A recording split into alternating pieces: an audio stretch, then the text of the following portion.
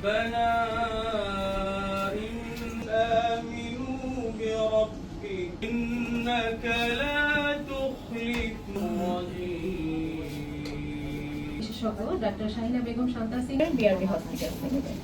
জার্নিটা আসলে এত সহজ ছিল না, কিন্তু আইভিএফ করার আগে আমি বেশ কিছু মানুষের সাথে আলোচনা করেছিলাম যারা ইন্ডিয়াতে নিচ্ছে চিকিৎসা বা বাইরে নিচ্ছে।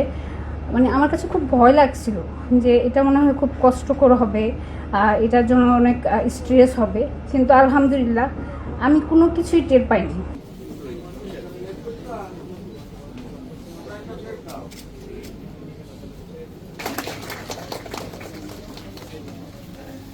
আমরা একবার তো 4 জনের এমব্রায়ো ট্রান্সফার করেছিলাম। আল্লাহর রহমতে 4 জনেরই প্রেগনেন্সি হয়েছে, যদিও 3 জনের প্রেগনেন্সি কন্টিনিউ হয়েছে, একজনেরটা মিসক্যারেজ হয়ে গিয়েছে।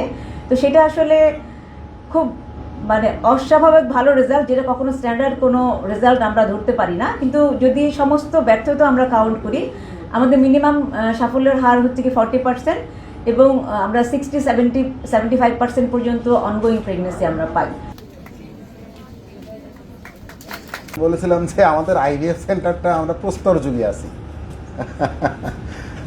কারণ আমি কিছু কিছু খোঁজ যতটুকু পেয়েছি যে অনেক সেন্টারই আছে যারা অনেক ডেভেলপড স্টেজে কাজ করেন।